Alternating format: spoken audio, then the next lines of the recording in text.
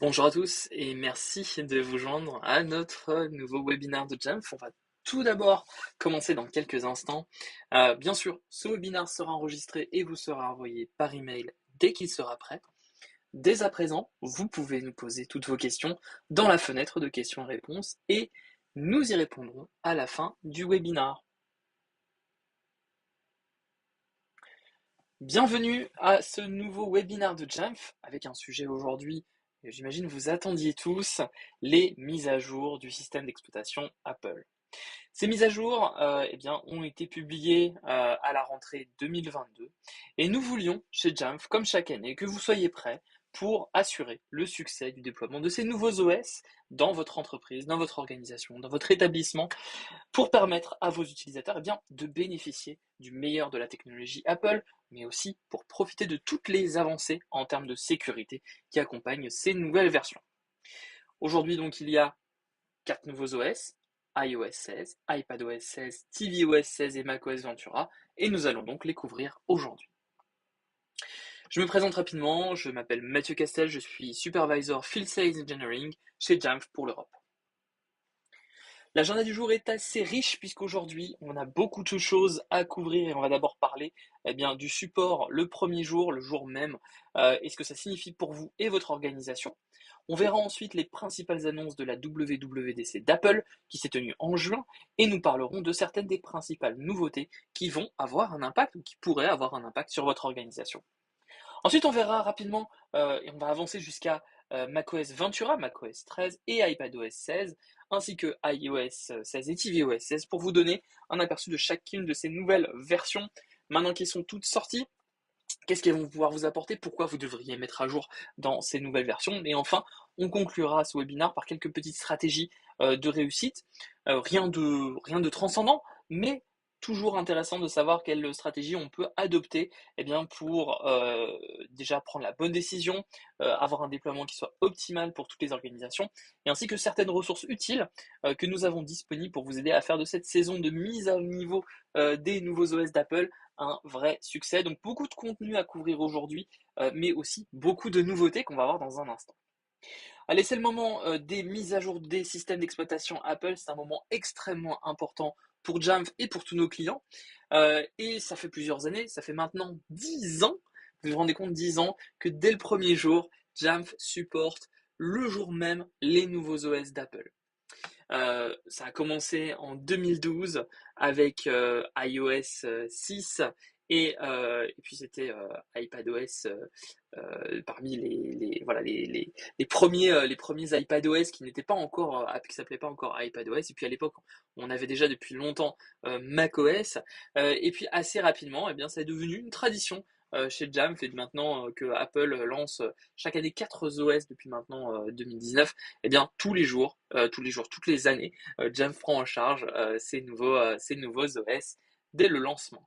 Et prendre en charge les nouveaux OS le jour même, ça permet très rapidement de démarrer un déploiement, offrir aux utilisateurs qui dépannent un nouvel appareil Apple ou qui sont prêts potentiellement à mettre à niveau leurs appareils existants qu'ils ont déjà, dès le début, ils vont en Apple Store, ils vont chez un revendeur, vous leur envoyez un nouveau matériel, ils mettent à jour leur matériel, ils peuvent démarrer très rapidement et utiliser dès le premier jour leurs premiers appareils. Et ça, c'est vraiment extrêmement important puisque du coup, vous n'avez plus cette friction liée aux mises à jour des OS, et donc c'est une chose vraiment majeure pour les entreprises. C'est vrai qu'Apple s'est traditionnellement concentré sur, on va dire, les clients finaux, et fort de son succès auprès des clients finaux, ils se sont mis à aider les entreprises et d'autres types d'organisations, comme par exemple l'éducation. Et c'est vrai que Jamf est aussi en phase avec Apple, et on travaille également à la croissance d'Apple Entreprise, ce qui implique que Jamf prête attention aux initiatives stratégiques d'Apple et leur donne la priorité. Donc ça nous conduit à une évolution de ce que nous voulons dire lorsque nous parlons de prise en charge le jour même, et une façon plus moderne de penser l'assistance d'Apple.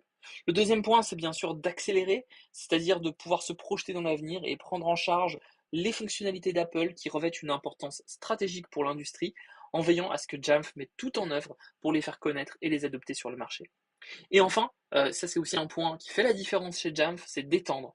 Étendre les capacités, étendre et soutenir les fonctionnalités clés d'Apple en ajoutant une valeur unique, une valeur ajoutée à nos produits et à nos solutions. Et par exemple, on a pris en charge dès le début le Device Enrollment Programme ou Automated Device Enrollment, le déploiement automatisé des appareils, et réimaginer l'expérience de déploiement Zero Touch qui profite à la fois aux administrateurs Apple et aux utilisateurs finaux.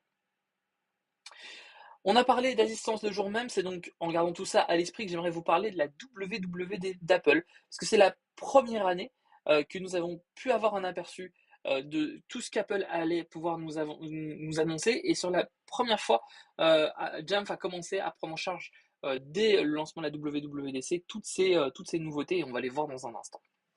Alors la première nouveauté hyper importante, c'est la gestion déclarative des appareils.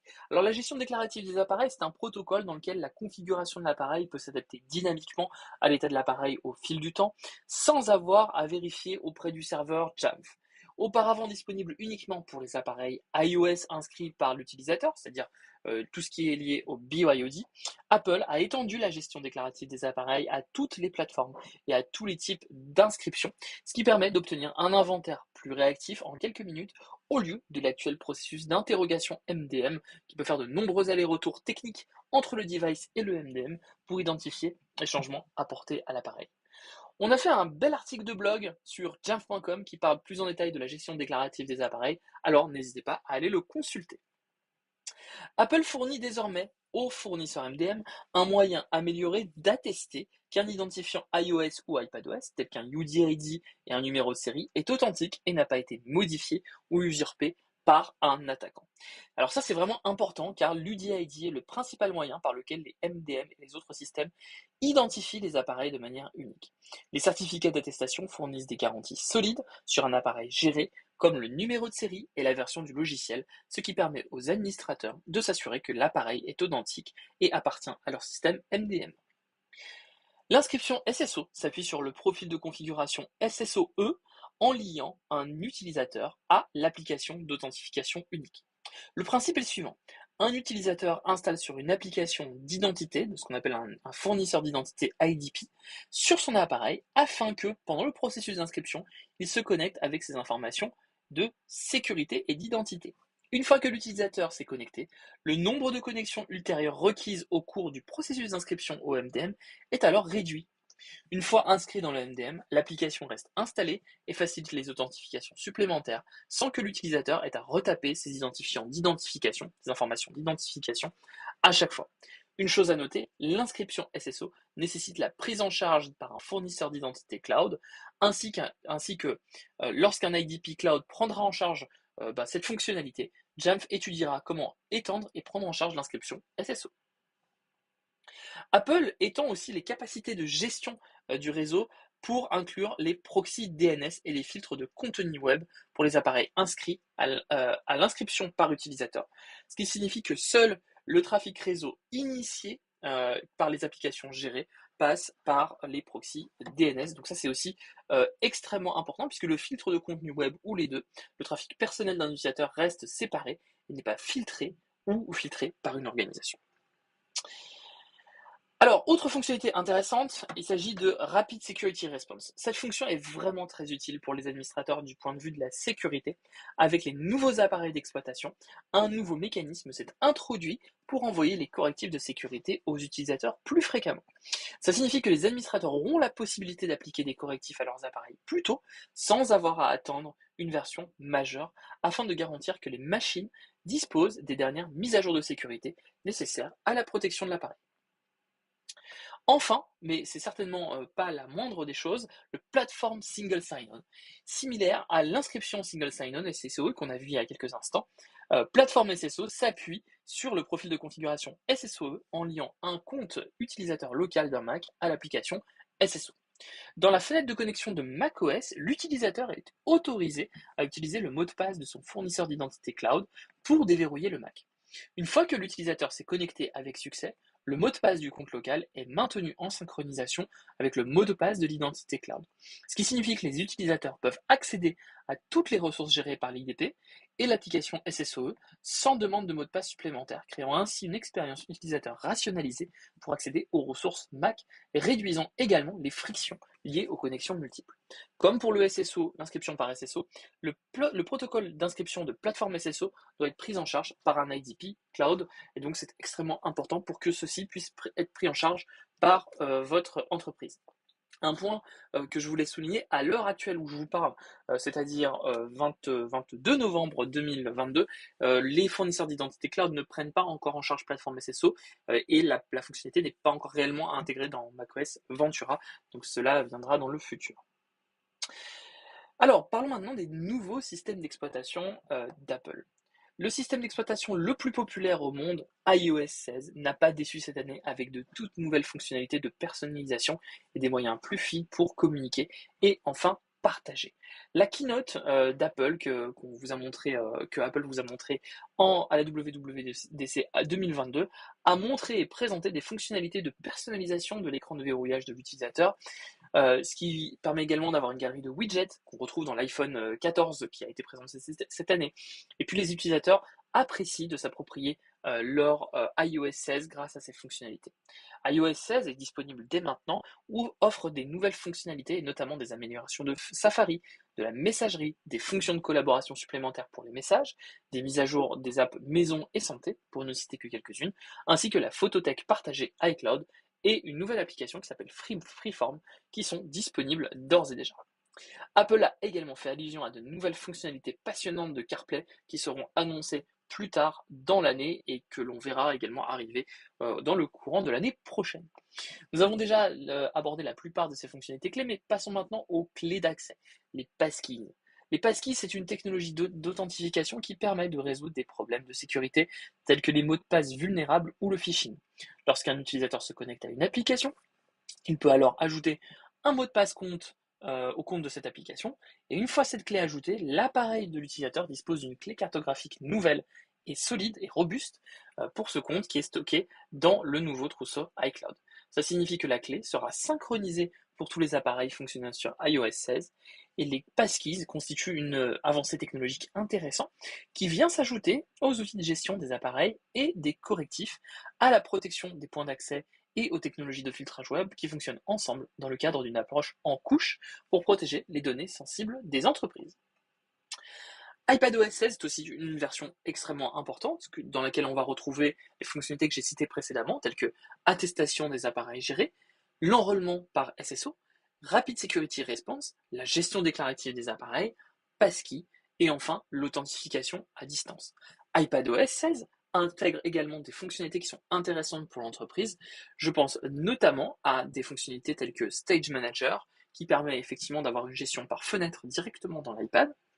Et Stage Manager permettra également de connecter dans la prochaine version d'iPadOS 16 son iPad qui serait compatible, donc c'est-à-dire des iPads qui ont une puce M1 ou M2, dans l'occurrence avec les nouveaux iPad Pro qui sont compatibles maintenant avec la puce M2, directement à un écran externe.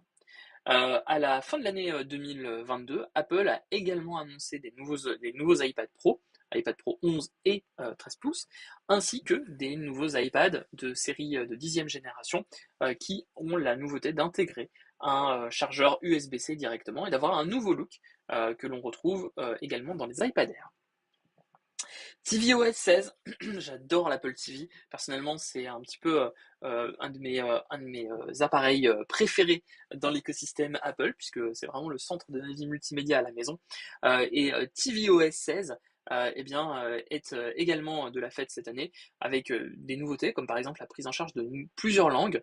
On avait depuis quelques années également la possibilité d'avoir du multi-profil sur tvOS 16 qui est un petit peu une fonctionnalité à part dans le monde Apple qu'on retrouve que sur l'Apple TV.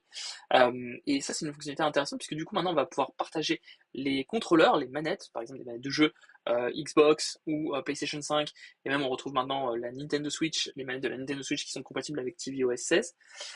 Et donc on peut partager les manettes entre amis, et donc ça c'est vraiment une avancée pour les joueurs, d'autant que Apple lance de plus en plus de jeux, mais bon, ça c'est pour l'instant, c'est une fonctionnalité qui n'est pas forcément intéressante pour l'entreprise.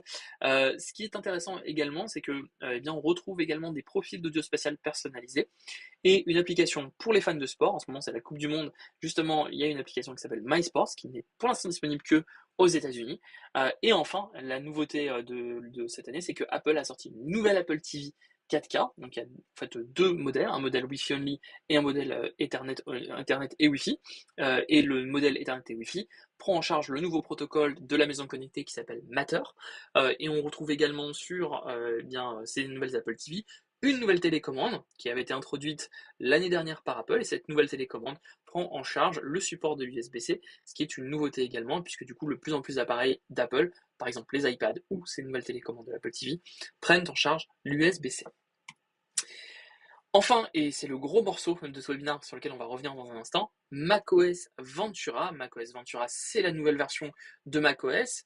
Alors, l'une des nouveautés, eh bien, c'est la possibilité pour les entreprises de gérer et désactiver le contrôle universel qui avait été introduit avec iPadOS 15 et macOS Monterey l'année dernière.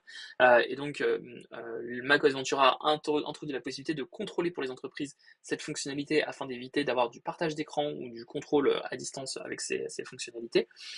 On a retrouvé également dans macOS Ventura la prise en charge de la plateforme SSO, des passkeys et de Rapid Security Response. Ce qui change aussi pour vous en tant qu'administrateur Apple, et vous allez sûrement le voir assez rapidement si vous avez déjà mis en place macOS Ventura, c'est que macOS Ventura inclut une nouvelle fonctionnalité une nouvelle application qui s'appelle Réglage Système, qui viendra remplacer Préférence Système. Et cette application Réglage Système change beaucoup de choses dans l'ergonomie, elle se rapproche beaucoup des fonctionnalités de iPadOS, iOS 16. Alors il y en a qui aiment, il y en a qui détestent. Moi personnellement j'adore parce que du coup je peux très facilement retrouver mes fonctionnalités et surtout la façon dont c'est rangé est cohérente en fonction des OS d'Apple. Donc ça c'est un vrai plus parce que c'est vrai que cette application nécessitait un bon coup de balai, un bon coup de redesign, et enfin Apple s'y est mis. Ça mettra du temps avant de changer les habitudes, mais c'est bien que ce soit une première étape intéressante pour renouveler et moderniser cette application. Alors maintenant qu'on a évoqué tout ça, on va rapidement parler eh bien, de la mise à jour et comment avec Jamf vous allez pouvoir vous préparer à mettre à jour tous vos appareils avec succès. Maintenant que vous êtes prêt eh bien, à prendre en charge ces nouveaux OS d'Apple. Alors la mise à jour du niveau de l'OS, vraiment le petit secret, c'est d'utiliser Jamf Pro. Jamf Pro va vraiment vous accompagner pour mettre à jour vos OS avec la dernière version. Alors vous pouvez tout simplement prendre un smart group et avec ce smart group, eh bien, vous allez pouvoir désigner un groupe d'appareils qui sont éligibles à une mise à jour, que ce soit des mises à jour macOS ou des mises à jour iOS, iPadOS ou tvOS. Vous allez ensuite cliquer dans Jamf Pro sur le bouton Action au niveau des smart groups et vous pouvez envoyer une commande de mise à jour à l'ensemble de vos appareils. En ce qui concerne les appareils iOS ou iPadOS qui ont un code secret, eh bien, ces appareils devront taper le code secret et la mise à jour sera installée immédiatement ou plus tard dans la nuit si l'appareil est branché et a plus de 50% d'autonomie disponible. En ce qui concerne les appareils macOS, les utilisateurs devront également saisir leur mot de passe afin de valider la mise à jour. Il y a plusieurs stratégies également qui sont disponibles pour mettre à jour macOS Ventura, notamment, et on a fait plusieurs webinaires à ce sujet, et vous retrouverez sur notre blog Jamf des articles pour expliquer comment mettre à jour les appareils iOS, iPadOS et macOS dans la dernière version. Sur macOS, vous pouvez également utiliser l'installeur de macOS et le télécharger directement depuis un script qui s'appelle StartOS to Install. Ce script permet en fait rapidement de mettre à jour vos iPads et de télécharger l'installeur de macOS directement sur vos Mac. Et donc ça, c'est une stratégie qui fonctionne assez bien, notamment sur les appareils les plus anciens, puisque vous avez une fiabilité qui est parfois un petit peu meilleure que celle que l'on retrouve avec les commandes MDM d'Apple natives, qui bien, sont dépendants du contexte de l'appareil. Est-ce que l'appareil est connecté à Internet? Est-ce que l'appareil a suffisamment de batterie? Alors qu'avec la mise à jour par le biais de l'installeur de macOS, vous avez un petit peu plus de contrôle et de granularité.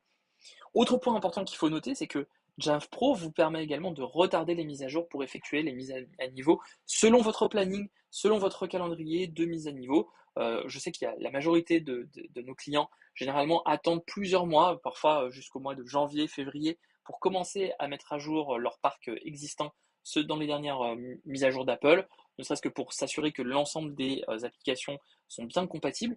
Et donc ça, vous pouvez utiliser, n'oubliez pas, des profils de configuration qui sont disponibles pour tous les OS d'Apple, et vous pouvez notamment effectuer des blocages de ces mises à jour en retardant jusqu'à 90 jours les mises à jour. Donc n'hésitez pas à user et abuser de cette fonctionnalité pour un petit peu jouer de la montre et vous assurer que bien les nouveaux OS d'Apple sont compatibles avec toutes les applications que vous utilisez dans l'entreprise et que vous n'avez pas de blocage technique avec d'autres éléments qui seraient dans l'écosystème, que ce soit des éléments logiciels ou des éléments matériels. Je sais que parfois, certains matériels doivent être mis à jour par les fournisseurs, il doit y avoir des nouveaux drivers qui doivent être mis à jour. Donc ça peut mettre un petit peu de temps et donc c'est pour ça qu'on vous conseille parfois de temporiser un petit peu. Mais surtout, ce qui est important, c'est de bien planifier et également de prévenir vos utilisateurs de communiquer. Sur macOS, par exemple, vous pouvez utiliser un petit outil qui s'appelle Nudge. Nous, on l'utilise en interne chez Jamf, c'est disponible sur GitHub. Nudge, c'est vraiment un outil super sympa puisque vous allez pouvoir envoyer des notifications à vos utilisateurs qui vont s'afficher avec une grosse fenêtre qui précise bien comment ça fonctionne et qu'est-ce que les utilisateurs doivent attendre de ces mises à jour. Donc vous pouvez aller regarder sur GitHub. Nudge, ça s'écrit Nudge, Nudge, pardon, et vous pouvez l'installer et l'utiliser sur l'ensemble de votre parc. Bien sûr, macOS Ventura, iOS 16 et iPadOS 16 ainsi que tvOS 16 sont prises en charge depuis le mois de septembre par Jamf Pro, donc même avant leur mise à jour et avant leur sortie qui ont été pour iOS 16 début septembre et pour macOS et Ventura autour de mi-octobre. Donc Jamf Pro 10.41, maintenant on est même en 10.42, supporte ces nouveaux OS d'Apple avant le premier jour. On supporte également les nouvelles fonctionnalités qui ne sont pas encore totalement sèches côté Apple, comme par exemple le plateforme SSO. Les restrictions de contrôle universel, donc pouvoir bloquer le partage d'écran d'un Mac vers un autre Mac ou d'un Mac vers un iPad, c'est quelque chose qui est pris en charge par Jamf Pro 10.41. Pour les entreprises, alors là c'est plus lié à Jamf Pro en général, les entreprises qui ont connecté leur LDAP vers Azure Active Directory, eh bien, nous prenons en charge désormais les attributs d'extension. Et enfin, Jamf Pro 10.41 est une version qui corrige également plusieurs problèmes de ce qu'on appelle des product issues qui étaient présents dans les produits jusqu'à la 10.41 et qui ont été corrigés avec ces nouvelles versions. Pour conclure, on va parler également des mises à jour d'iOS. Alors, il y a deux stratégies pour mettre à jour iOS. Le mieux, en fait, c'est d'offrir la possibilité aux utilisateurs ou de communiquer auprès des utilisateurs de mettre à jour leurs appareils. Donc pour ça, rien de plus simple, il suffit d'aller dans Jamf Pro et d'aller sélectionner le Smart Group qui contient tous vos iPhones de l'entreprise et puis d'envoyer une commande MDM push qui va avoir comme objet de mettre à jour les appareils dans la dernière version d'iOS. Les utilisateurs recevront alors une push notification sur leur terminal qui leur dira qu'une nouvelle mise à jour d'Apple est disponible. Ils n'auront même pas besoin de lancer l'application réglage, d'aller dans Software Update. Ils auront une push notification qui sera directement apparaîtra sur l'application réglage sur leur iPhone et il n'y a aucune interaction nécessaire avec l'IT. Vous pouvez même utiliser en complément les push notifications qui sont fournies par l'application self-service si cette application self-service a été installée sur le terminal et vous pouvez communiquer à l'utilisateur, l'inviter à mettre à jour son appareil en utilisant les push notifications de self-service. Et la deuxième stratégie est la plus, on va dire, la plus violente quelque part, la plus efficace également, eh bien, c'est d'installer automatiquement la mise à jour par l'IT. Donc il y a deux commandes qui sont disponibles, soit vous faites télécharger uniquement, soit télécharger et installer. Et donc ça va envoyer cette mise à jour à des appareils individuels ou à des groupes d'appareils. Vous avez directement dans la fiche de l'appareil, par exemple, un bouton qui vous permet d'aller choisir si vous souhaitez le mettre à jour ou pas. Ça nécessite bien sûr que l'appareil soit supervisé. Si l'appareil est juste enrôlé, ça ne marchera pas. Donc soyez bien conscient que la supervision est un prérequis à cela. Et enfin, autre point important, si un code secret est présent sur l'appareil au moment où vous envoyez la commande télécharger et installer, il devra y avoir une interaction utilisateur et l'utilisateur devra approuver cette mise à jour et mettre son code secret. Donc ce n'est pas complètement automatique. L'utilisateur aura toujours la main au final s'il souhaite refuser sa mise à jour. Vraiment, Jamf est là pour simplifier le travail, c'est notre mission principale. Pour récapituler, aujourd'hui, on a parlé de la prise en charge le jour même, des nouveautés annoncées à la WWDC 2022, des nouveaux systèmes d'exploitation et enfin des stratégies de réussite pour réussir la mise à jour de votre parc. C'est un webinaire assez court, mais sachez que nous avons d'autres webinaires qui sont disponibles qui vont rentrer plus en détail sur ces fonctionnalités-là. Donc c'était vraiment plutôt une introduction à ces mises à jour d'Apple. Si vous avez des questions, eh bien, n'hésitez pas à nous les poser en envoyant votre mail à france@jamf.com et nous serons ravis de répondre à toutes vos questions. Merci de nous avoir écoutés et à bientôt dans de nouveaux webinaires de Jamf. Au revoir.